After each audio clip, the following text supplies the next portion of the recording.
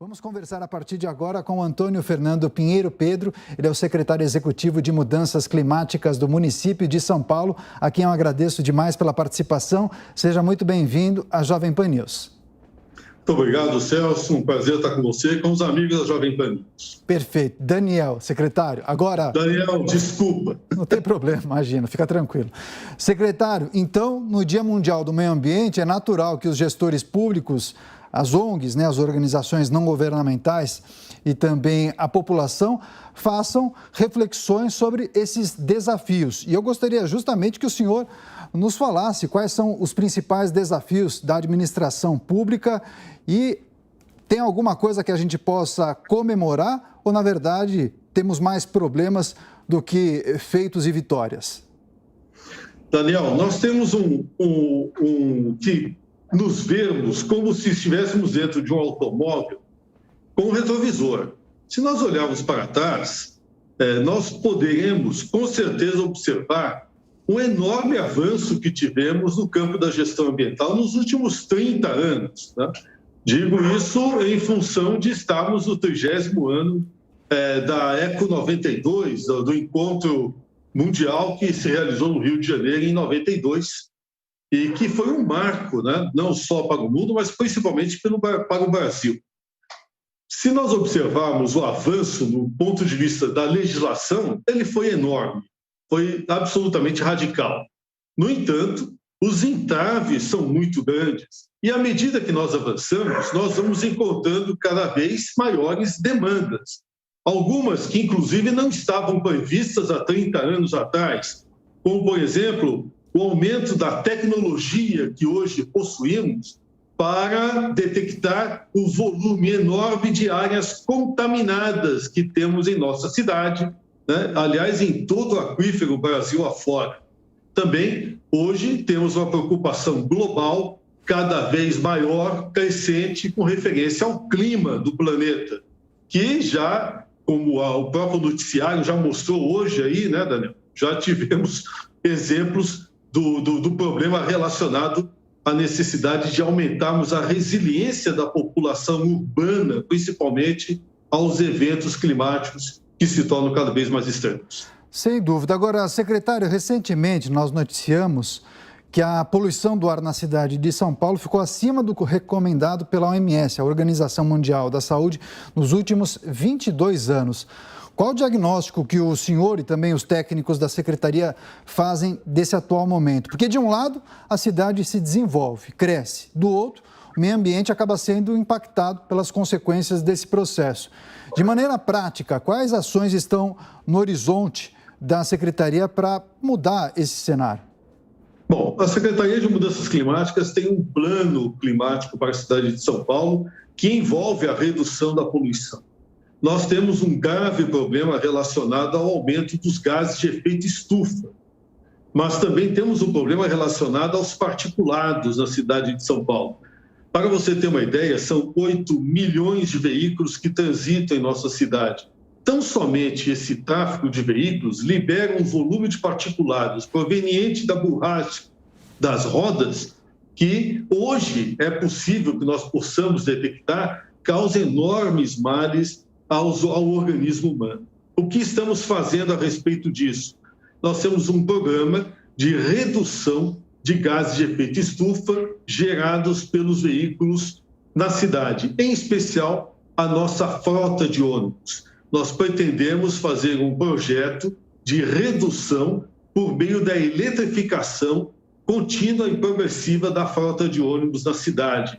Também já estamos estudando novas fórmulas relacionadas ao combustível.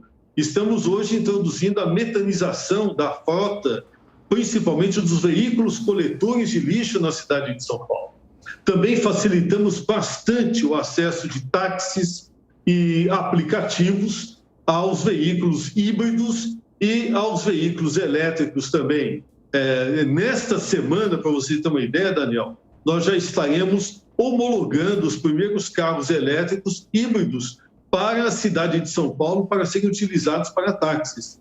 Então, estamos tentando cumprir a nossa parte para e passo com o avanço da tecnologia e da própria indústria, né? Falamos isso porque grande parte da poluição de nossa cidade, se não a maior parte, advém da poluição veicular. Estamos conversando com Antônio Fernando Pinheiro Pedro, secretário executivo de Mudanças Climáticas do município de São Paulo. Agora, secretário, recentemente eu li um artigo em que o senhor dizia que a aplicação da legislação ambiental no Brasil é prejudicada pelo envolvimento ideológico dos operadores de direito. E o aumento de poder dos órgãos de controle acaba dificultando, segundo você, a administração pública.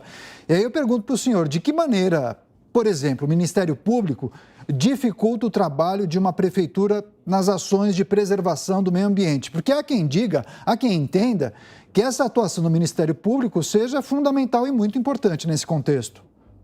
Bom, eu sou um aliado do Ministério Público de primeira hora, mas eu tenho que reconhecer que nós temos um problema estrutural muito grave no Brasil. Para cada órgão de execução, Daniel, nós temos 4 órgãos de controle. Ou seja, é como se a administração pública tivesse um remador e 4 indivíduos palpitando como ele deve remar. Então, nós temos um desequilíbrio estrutural muito grande e uma ampliação muito forte da autonomia desses órgãos de controle sobre a execução dos serviços. É muito fácil nós observarmos esse problema com a enorme judicialização da vida privada e da vida pública em todo o Brasil. Não há um licenciamento ambiental de uma obra de infraestrutura de médio e grande porte nesse Brasil que não sofra com uma judicialização. Há uma enorme dificuldade de implantar projetos, sejam eles quais sejam, com base em problemas ocasionados por vieses, por pontos de vistas relacionados a como se deve implantar este ou aquele projeto. E muitas vezes esses vieses são postados, colocados a público, ao debate, por um viés ideológico. Então, a minha preocupação nesse ponto é muito grande. É fato que nós temos um grave problema relacionado ao excesso de ações por improbidade administrativa decorrentes apenas e tão somente de discordâncias técnicas, né, ou filosóficas com referência à aplicação da lei, e isso efetivamente atrapalha bastante a administração pública. A melhor forma de resolver isso é o diálogo contínuo e a transparência na ação pública. Na Secretaria de Mudanças Climáticas que nós gerimos, nós temos um diálogo aberto e muito eficaz com o Ministério Público, mas isso tem ocorrido até mesmo para solucionar conflitos previamente existentes. Agora, secretário, tem um outro assunto que eu gostaria de tratar com o senhor. Como estão as articulações, as negociações da Secretaria do senhor, da Prefeitura, também com o Legislativo Municipal, a Câmara Municipal de Vereadores? Como se dá essa integração? Há textos sendo elaborados por parte de vereadores, aqueles mais ligados à bancada de sustentabilidade, ecologia? O que a gente pode esperar para os próximos meses? Tem textos importantes que devem ser apreciados, inclusive com a chancela da Prefeitura?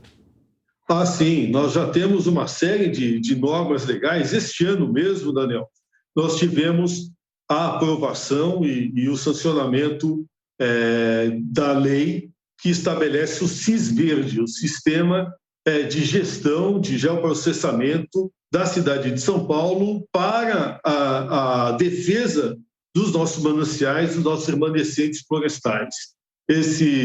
Essa lei é muito importante porque ela autoriza a Prefeitura a estabelecer um sistema de monitoramento por satélite, inclusive aproveitando os sistemas já utilizados no âmbito federal. Então, isso para nós foi muito importante. Foi uma conquista esse ano. Uma outra ação muito importante está sendo hoje levada a cabo, inclusive com bancadas que tradicionalmente não apoiam a gestão do governo, mas estão apoiando a gestão governamental no campo climático, como é o caso da bancada do PSOL.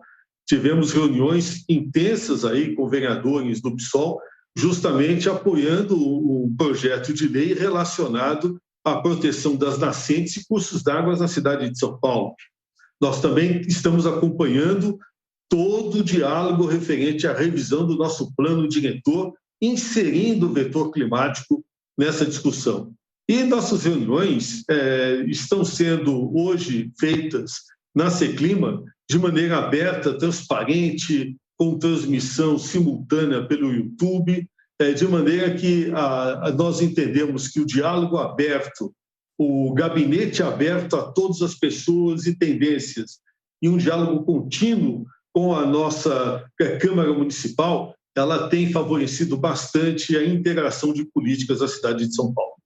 Agora, secretário, quando nós falamos da necessidade de tomar atitudes ou a prefeitura criar regras para tornar a cidade, digamos, mais verde e sustentável, é natural que a secretaria do senhor faça um mapa daquelas necessidades mais importantes e também aquelas questões mais sensíveis, porque a gente entende que tem um mercado aí que quer explorar a cidade de várias maneiras, por exemplo, o segmento imobiliário, e acaba entrando em colisão muitas vezes com o poder público.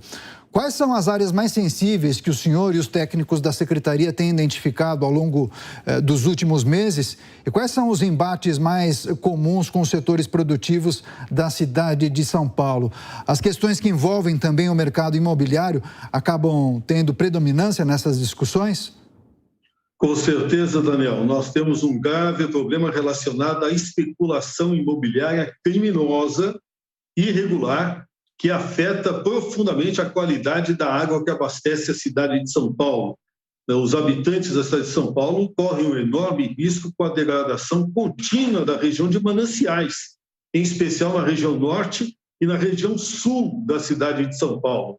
Nessa região, nós temos exercido um combate intenso contra os loteamentos clandestinos.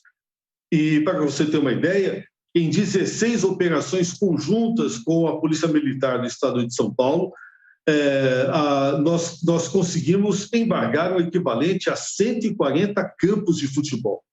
Só neste ano já fizemos 8 operações e devemos produzir uma média de 1 a 2 grandes operações integradas por mês, fora as demais operações exercidas pela nossa Guarda Civil Metropolitana, que, por decreto do prefeito Ricardo Nunes, agora está autorizada a fazer uma fiscalização ambiental em auxílio à Secretaria do Verde e do Meio Ambiente, e também por meio da própria Polícia Militar Ambiental. Nós estamos hoje nos aparelhando para criar uma unidade de ação só para lidar com o combate à especulação imobiliária ilegal nas áreas de mananciais. Eu considero este um dos maiores desafios que nós temos hoje para a garantia do abastecimento de água e para a manutenção do clima na cidade de São Paulo. Perfeito. Agora, secretário, daqui a pouco eu gostaria, inclusive, que o senhor destacasse as muitas ações e a programação que provavelmente a Prefeitura acabou criando por conta do Dia Mundial do Meio Ambiente. Daqui a pouco a gente vai tratar dessa agenda especial, mas quando a gente fala de preservação do meio ambiente, a necessidade da cidade ser mais verde, mais sustentável, a gente tende a sempre cobrar o órgão público, a Prefeitura, a Secretaria. E, inclusive, as ONGs, né, os ambientalistas acabam também tendo um papel fundamental nesse processo de cobrança. Agora, cabe também ao cidadão comum, né, ao indivíduo. Como a Secretaria trabalha para engajar o paulistano nesse enfrentamento que é diário, né? É diário e nós estamos hoje trabalhando bastante com integração com a sociedade civil organizada. Por exemplo, é muito importante, Daniel, nós destacarmos que nesse Dia do Meio Ambiente, nós estamos dando apoio bastante firme à ação hoje de limpeza da represa Guarapiranga. Está havendo hoje um evento bastante grande lá na região de Parelheiros, na região da represa, e a própria Secretaria Executiva de Mudanças Climáticas está lá dando seu apoio, inclusive com barraca própria, com seus técnicos, fazendo uma interação com as organizações não governamentais. Nós também temos um diálogo contínuo com os setores produtivos da cidade de São Paulo, em especial não só aquele setor encarregado da mobilidade urbana e do transporte, mas também os setores relacionados à academia, à tecnologia. Estamos desenvolvendo, por exemplo, uma relação muito firme com a Universidade de São Paulo, e com a universidade nós estamos realizando, neste momento, uma ação muito interessante, que se chama Cidade Universitária, Cidade de São Paulo rumo ao carbono zero. De tal maneira que aquilo que está se processando hoje na cidade universitária está sendo observado pela Prefeitura de São Paulo como se a cidade fosse um bairro mais avançado, que está servindo de paradigma para as ações que nós devemos tomar em todo o resto da cidade. Muito interessante. A USP hoje está com 3 ônibus a hidrogênio.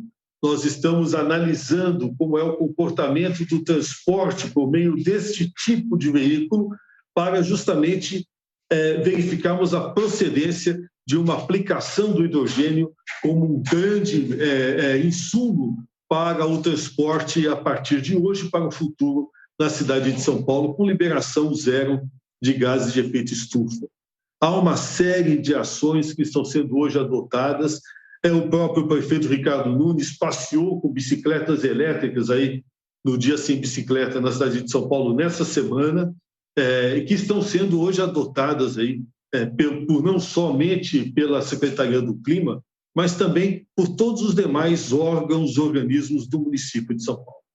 Perfeito. Agora, secretário, além dessas ações em defesa dos mananciais, eu gostaria, para encerrar, que o senhor destacasse outras ações e também eventos específicos para celebrar o Dia Mundial do Meio Ambiente, especialmente para as pessoas que moram aqui na cidade de São Paulo. Muito importante o que vocês mesmos noticiaram agora, Daniel, com referência à Bienal do Lixo. Eu não pude estar pessoalmente presente na Bienal porque eu peguei Covid. Eu estou hoje é o primeiro dia em que eu consegui ter um teste que deu negativo, né? Então, acredito que eu já semana que vem já esteja na ativa. Mas acompanhei todo o trabalho hoje da Bienal do Lixo, foram 10 dias muito importantes para a cidade de São Paulo, e a questão de resíduos é uma das questões mais importantes que temos também hoje na cidade de São Paulo. Estamos trabalhando muito com a questão relacionada à reciclagem, ao trabalho dos catadores. Devemos inaugurar uma nova sede da Central de Cooperativas, agora na segunda-feira, na cidade de São Paulo, né, capitaneada pelo Carioca, que é um grande representante do setor, da categoria. E também estamos acompanhando todo o trabalho relacionado ao aproveitamento energético dos resíduos, como uma forma de buscarmos fontes renováveis de energia para a cidade de São Paulo. O trabalho é grande, ele é diverso, ele também tem uma certa complexidade, mas ele tem duas colunas muito firmes que devemos nos basear. A primeira, a da democracia, da participação popular. A segunda, da ciência, da tecnologia, do conhecimento. São essas 2 colunas que devem firmar uma boa gestão do meio ambiente, que devem ser prestigiadas nesse dia tão importante para nós, que é o Dia Mundial do Meio Ambiente. Secretário Executivo de Mudanças Climáticas do município de São Paulo, Antônio Fernando Pinheiro Pedro, agradecemos demais pela entrevista. Bom domingo para o senhor e volte mais vezes à Jovem Pan News. Muito obrigado, Daniel. Prazer estar sempre com vocês, viu? Forte abraço. Forte abraço.